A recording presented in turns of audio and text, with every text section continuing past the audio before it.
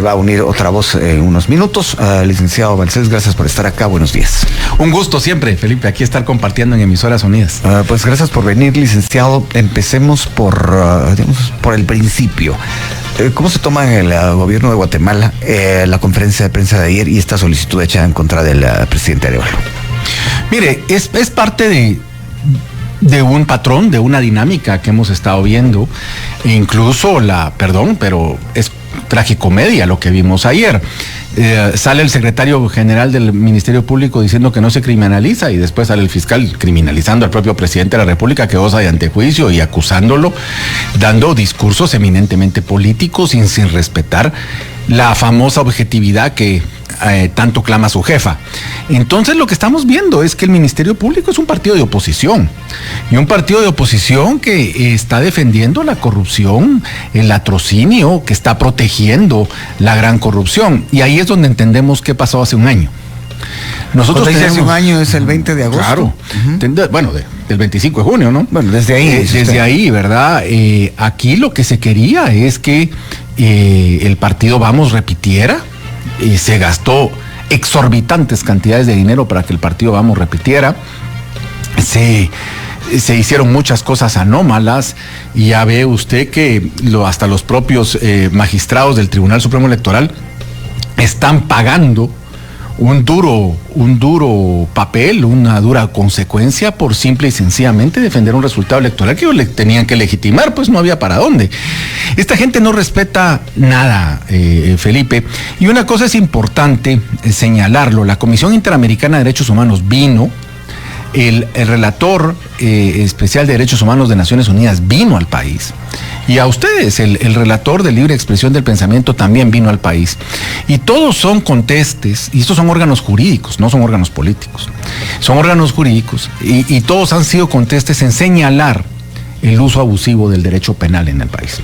Entonces es cierto, lo estamos viendo en el Ministerio Público, pero aquí el punto medular, y lo hablábamos fuera de micrófonos, Felipe, es la ausencia o la complicidad del sistema judicial.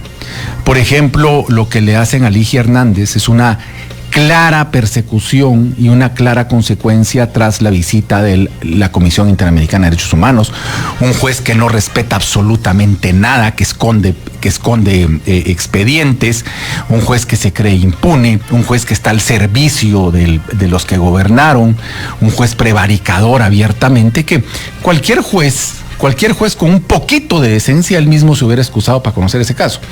Porque la principal condición de un juez es su imparcialidad.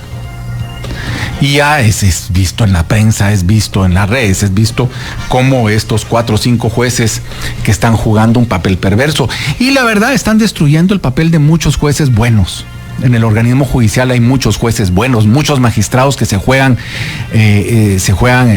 su trabajo y su carrera todos los días, pero estos jueces perversos que son los que legitiman estos abusos y la ausencia de control administrativo de la supervisión de tribunales, los retardos en los amparos de Corte de Constitucionalidad y Corte Suprema de Justicia, en fin, lo hacen más engorroso. Pero lo que tenemos que entender es que aquí hay un ataque desde el organismo judicial al cumplimiento de la ley. Y esto es parte de... ¿verdad? Bueno, la verdad es que me indican que tenemos noticia.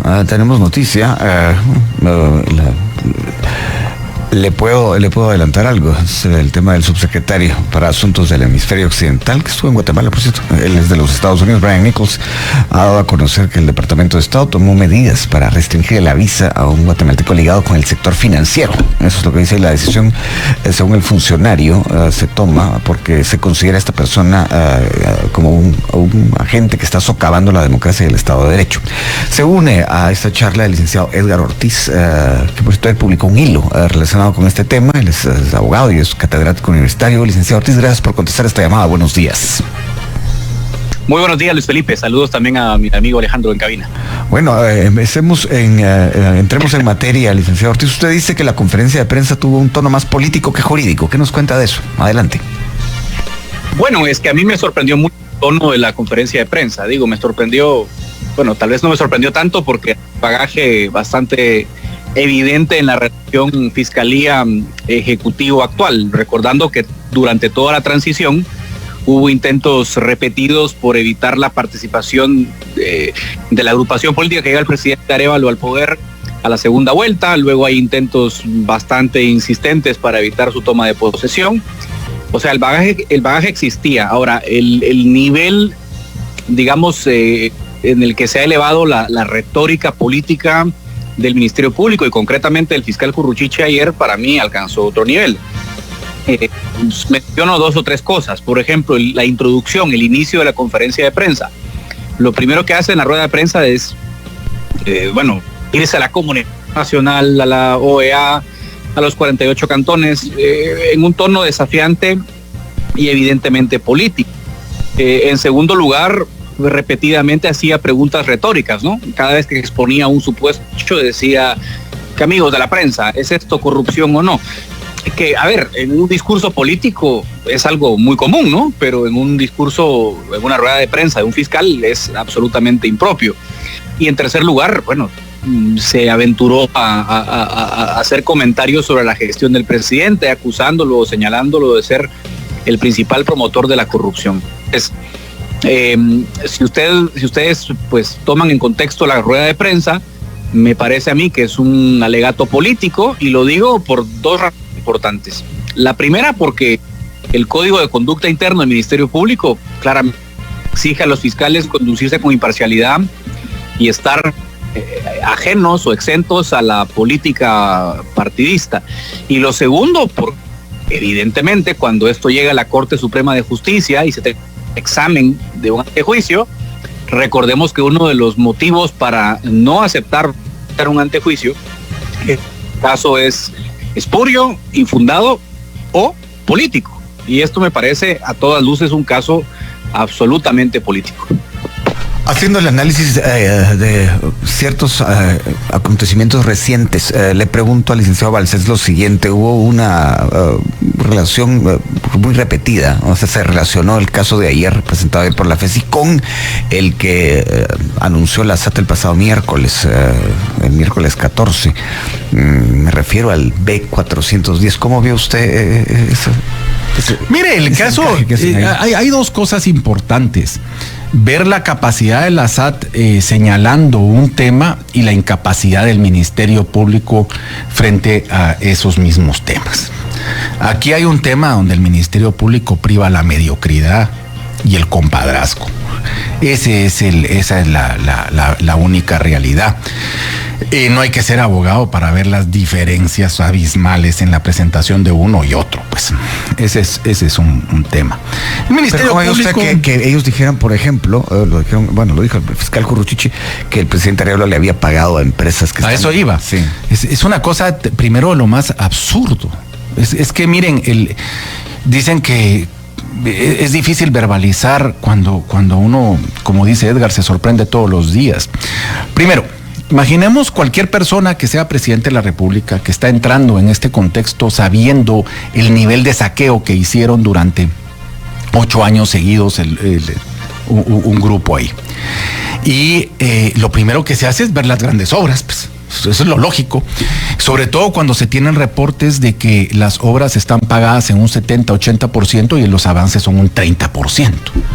Yo creo que cualquier meridiano ciudadano, lo primero que hace, si está en un cargo de ejercicio público que quiere hacer las cosas bien, es precisamente establecer una priorización de pagos y cumplirle simple y sencillamente a los que están cumpliendo, porque todos sabemos que se están utilizando los contratos y la ley en fraude de la misma ley. Y precisamente esos son los objetos que habría que hacer. El presidente de la República tiene una función fundamental, que es la administración de la hacienda pública. Esa es una función constitucional, esto se aprende en primer año de Derecho, pues. Entonces, lo que se hace es una priorización de pagos para después incluso resolver casos. O sea, resolver se llama los contratos, cuando se resuelven los contratos es dejarlos sin efecto. O sea, poder cobrar fianzas, poder establecer condiciones, poder ver el papel del Estado. Lo que estamos viendo en los puertos, por ejemplo, ahorita es la negligencia durante tantos años. O sea, eso es lo que estamos viendo. El país lo dejaron sin infraestructura. Por ejemplo, el tema de Palín.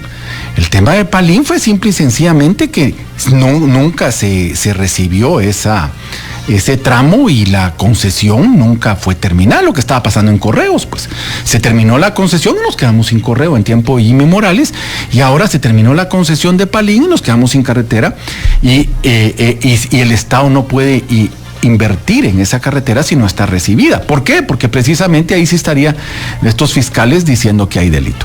Entonces el punto del millón es una diferencia abismal, pero miren, llega al nivel de ridículo de poner al secretario general de la OEA, ¿verdad? Y estar vinculando a un abogado como Gabriel Orellana, que ha tenido un ejercicio profesional, pues que se le ha pagado un montón de dinero a una constructora asiática, etcétera, etcétera, montando narrativas sumamente absurdas y sumamente ridículas. Una de las constructoras más grandes del mundo que han estado acá, ¿ves? O sea, miren, aquí lo que vemos es una narrativa perversa con el objeto, primero, de bajarle el nivel al tema de la SAT. El tema de la SAT es enorme, y estamos viendo solo compras pequeñas, porque el nivel de saqueo del gobierno anterior fue precisamente ser los proveedores únicos hasta de el desinfectante pisos. Eso es lo que hacían. Todo lo vendían ellos mismos, y a veces, como ya vimos, ni siquiera realmente lo entregaban. Miren ustedes, sería bueno que entrevistaran al doctor Barnoya y que les contara lo que han hecho con todos los hospitales. Pues yo siempre pongo el caso de Coatepeque, donde invirtieron una cantidad exorbitante de dinero y no pusieron un ladrillo. Entonces el tema es ese, ¿verdad? Nos tenemos que quedar claros, pero como gobierno se tiene una visión muy clara, hay que responder y hay que generar mecanismos de acción y mecanismos de ejecución presupuestarias transparentes, y eso es lo importante acá. Entonces, frente a estos ataques, ahí se está cumpliendo, ahí están los ministros haciendo su trabajo. ¿Y qué vamos a hacer con un ministerio público así? Pues responderles utilizando, por supuesto, la misma institucionalidad, exponiéndolos políticamente y señalando que lo que están jugando, como dice el licenciado Ortiz, es jugar un papel perverso político. Ayer lo que tuvimos fue un show político y de muy baja calidad. En ese sentido, licenciado Ortiz, yo le decía al licenciado Balcells que para hacer el análisis hay que conectar una cosa con otra. Hay quienes creen que el hecho de que se consiguieran 107 votos para la ampliación presupuestaria de la semana pasada, el caso B410, tiene que ver, al final de cuentas, o está de alguna manera vinculado con lo que ayer ocurrió en el Ministerio Público y esta presentación de la FESI, pero que a la vez algo tendrá que ver el anuncio hecho hoy por el subsecretario Brian Nichols de que se le retira la visa a una persona del sector financiero de Guatemala. ¿Cómo ve usted todas esas relaciones que le acabo de plantear? Vea, yo creo que el licenciado Balcells planteaba algo importante, ¿no? Hay que poner también en contexto que este caso, digamos, hay como dos narrativas que identifico yo detrás dos intentos de narrativas, ¿no? Que están detrás de la presentación del caso de ayer. La primera es esa línea continua de ataques al actual presidente y al partido de gobierno, que es evidente y le he comentado antes. Pero la segunda, que tal vez es más interesante y está relacionada con su pregunta, es cómo, según ellos, o sea, según la fiscalía, lo de ayer es una respuesta, entre comillas, al caso B410, ¿no? Al famoso enorme caso de defraudación tributaria que expuso el superintendente de Díaz. Entonces se dedicaron prácticamente en toda la línea de exposición a supuestamente hacer ver que esto era un caso que evidenciaba supuestamente cómo se beneficiaba a empresas vinculadas con el caso mencionado. Es decir, pareciera que hay una intención de blanquear la imagen de la fiscalía frente a la evidente inacción mega caso de defraudación, porque vamos a ver, ese caso de mega defraudación es importante, pero bueno, son evidentes movimientos de corrupción que la fiscalía nunca investigó. Entonces también deja muy expuesta a la fiscalía en su inacción, y por eso creo que dedican buena parte de la conferencia a intentar, como digo, justificar esa inacción y supuestamente dar a entender que están detrás de estas empresas, ¿no? Y cuando uno ve las sanciones de hoy, entiende que lo que está detrás del caso B410 es muy grande, y que de alguna forma eso explica la insistencia de la Fiscalía por mostrar una supuesta reacción al caso mencionado. Yo no sé qué ramificaciones traerá el megacaso de defraudación fiscal, pero entiendo que da la magnitud del caso, la magnitud de actores, las transacciones que tuvieron lugar en el sistema financiero, todavía es muy pronto para saber las dimensiones. Solo hemos visto la punta del iceberg de lo que va a ser eventualmente esa estructura cuando se haga público los nombres y personas. Y bueno, eso ha sido todo, espero que les haya gustado el video y si fue así, pues ya saben, dejen su poderoso like o dislike, suscríbanse y activen la campanita de notificaciones para no perderse de los nuevos videos. También les recuerdo que ustedes tienen la última opinión en la cajita de comentarios, así que sin más, yo me despido deseándoles éxito en todo, así que nos vemos en el próximo video.